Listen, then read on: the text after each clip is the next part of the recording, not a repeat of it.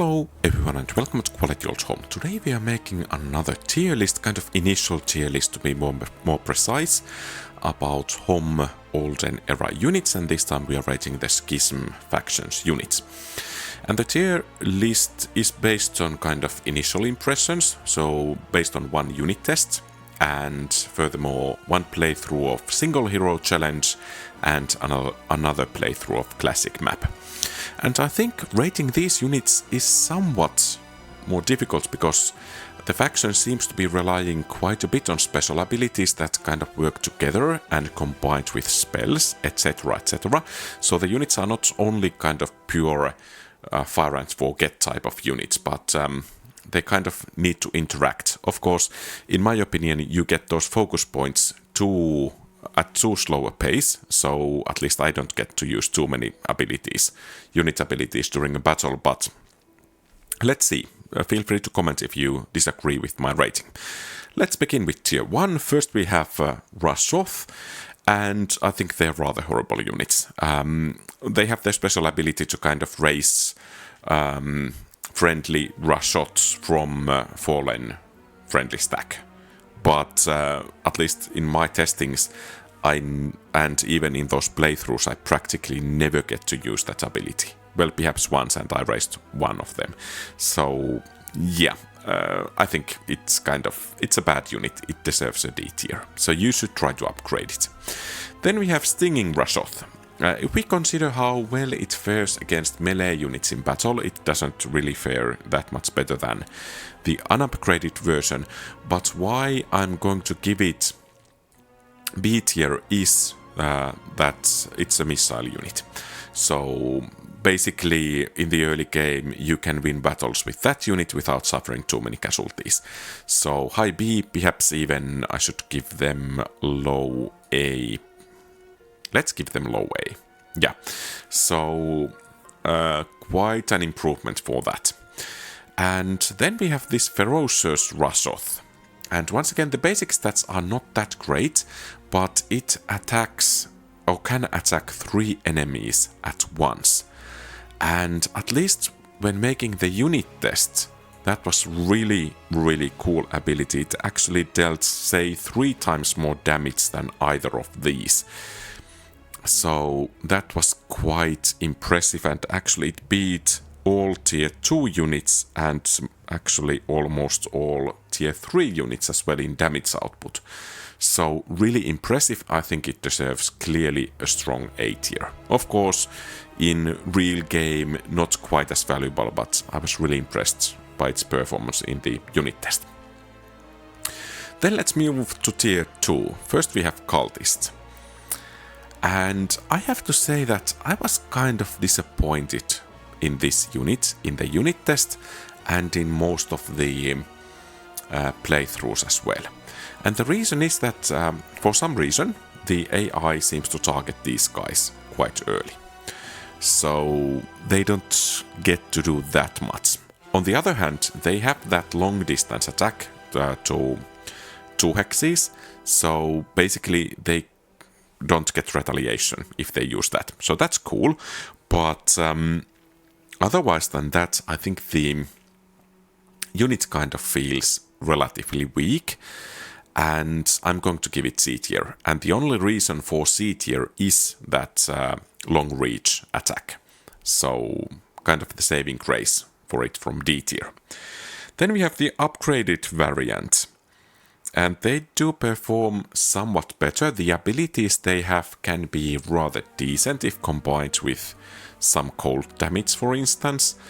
And extra stats are always nice, but I don't think the unit is really that good in either upgraded variants. I think they performed relatively similarly. So kind of low to mid B tier from me. Then let's move to tier 3. First we have these Agashoth Riders. And I think most tier 3 units have been a kind of disappointment for me. They are clearly the fastest lower tier unit, but at the same time they seem to do quite a little damage they seem to achieve quite little in the actual battles. Of course, these guys can, if I remember correctly, can give that your army doesn't suffer terrain penalties, so it improves movement speed. That's, of course, a really great addition. I think it was Agashoth Tamer and Agashoth Matha that gives those. But this basic variant kind of feels relatively obsolete straight away. Of course, it's better than nothing, but I mean, D from me. And then these two, I think the movement speed increases kind of, or improvement feels kind of nice. So I'm going to give them C tier, but in battles, at least in the unit testing, they don't really... Well, actually they do decently, I think. But if you consider the damage output of these, they are pretty much on par with this. And considering this is tier 1 unit and these are tier 3, that's not very good for these. So only C from me. Then let's move to tier 4. First we have Grand Shoth. And I mean, I think this tier 4 unit as well is kind of disappointment. I mean, it has decent amount of hit points, or at least it feels so. It's moving by teleporting, so it can bypass obstacles, which is rather nice. And I think the attacks actually do deal some damage, but at the same time the unit kind of feels weak, really weak in battles. And for tier 4, I don't think that's really a good thing. Especially this basic variant, it felt rather weak. So I'm going to give it only weak C. And I was kind of enthusiastic about the unit in the campaign or scenario play, but I kind of feel that the unit let me down. If we move to this Unspeakable Shoth, it performed significantly better in the unit test, and the main reason for this, I think, is the double strike it has. So I think because of that, I will give it B tier, relatively high B tier. But once again, the unit kind of feels weak, and if it is on the receiving end, I think it goes down relatively quickly, especially as the tier 4 unit's growth is actually quite small if you compare it to, for example, tier 3. So it's only half of it. And the better units, once again, are kind of growing, I think, comparatively faster than these. So perhaps it's suffering from the growth, or lack of growth. Then we have this Grand Shoth, and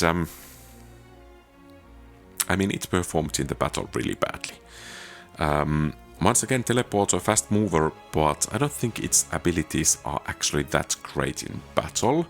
Perhaps in combination with other units, but I would give them only C tier as well. And of course, you need to use that alchemical dust, which was actually quite rare in the map I played with this, so that might affect the rating as well.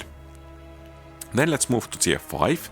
First we have Concubus, and I mean, tier 5 shooting unit is always just great.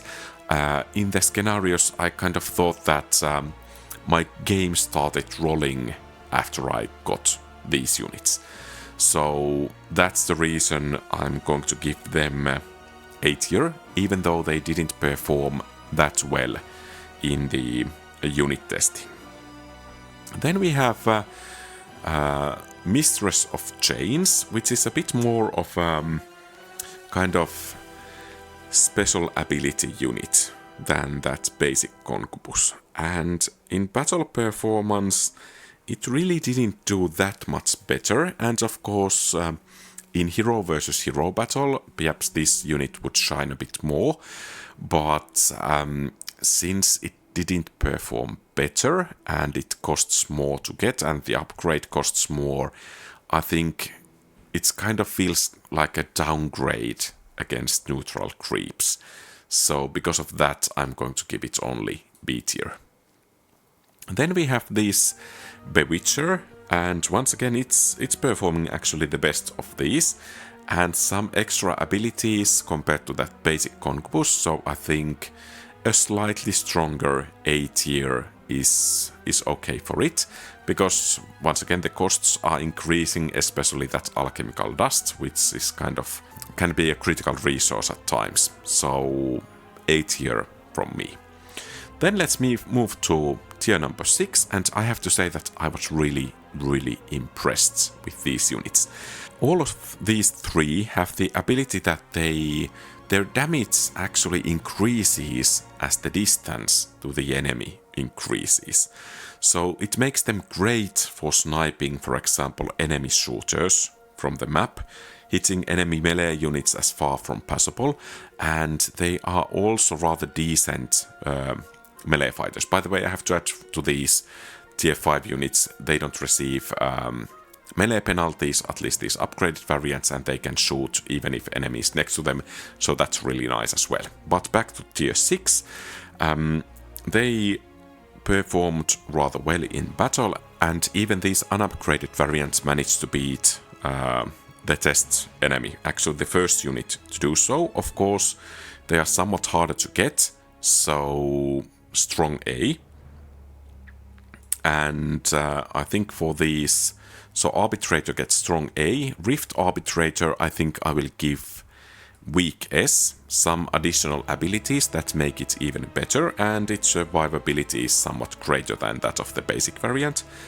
And I think the same goes for Bloated Arbitrator, clearly S tier material for me. So it actually performed in the battle better than this Bloated Arbitrator. Then let's move to tier 7, and I have to say that I was kind of disappointed in this Abyssal Envoy. My main qualms are that the unit feels slow, it's really slow on the battlefield, which is kind of, even if speed is not tied to initiative in this game, the slow speed for tier 7 kind of makes the tier 7 feel kind of obsolete to a degree. Of course, it's nice that it has full magic resistance or magic immunity, that's nice, but at the same time, even its damage output is not that great. Though regarding the special abilities, I think that possibility to get an extra action is rather nice, but still, due to the low speed, kind of feeling weak on the battlefield, and usually late being almost everywhere, and of course the growth is rather small, and especially because the tier 6 units are so good, I think I will give these only B tier. And that's quite rough for tier 7 unit, in my opinion. Then again, when you get the upgraded variants, I think the stats are increasing, also the speed, which was why my perhaps main qualm with these arbitrators. I think Abyssal Overseer, the special ability to get the enemy to attack some random unit, so basically Berserk, can be rather great. It also has that special action, and it can also make an area attack. So I think that's clearly S tier material. But I'm not perhaps putting it quite before these, because I really like those. And then we have this Abyssal Executor. The stats are somewhat lower, but the damage output seems to be maxed at all times. And its special ability is not kind of Berserk, but the enemy is forced to drop its turn. And of course, all of these abilities require focus points, and at least I have been struggling to gather enough of them to basically kind of make the units actively use them. So nice ability, but perhaps a bit questionable whether the unit can use it in actual battle. But still rather solid addition to the roster, so I'm going to give it S tier as well. And I have been speaking quite a lot about that focus points and unit abilities, how difficult it's to gather those focus points enough to use the abilities. And I think one critical aspect to that is that when you have many units that have those special abilities requiring focus points, you have to practically decide that you will only use one unit's special abilities. So I think the value of those special abilities in bigger army battles, at times per unit at least, is significantly lower than they could be. And I think the devs perhaps should work around this a bit more, because I think the abilities kind of make the units feeling more unique, and if those abilities were available a bit more often, perhaps the unit would be kind of better and stronger, and of course you need to consider the balancing, etc, etc. But enough of this rambling. So that's my view of the Schism roster. Do you agree or disagree? Feel free to share your thoughts in the comments below. And thank you very much for watching. If you like the content, please leave a thumbs up and subscribe to the channel. Feel free to post comments, give advice, ask questions and so on. And if you want to support the channel, consider becoming a channel member. Have a great rest of the day. QualityOldHomm out.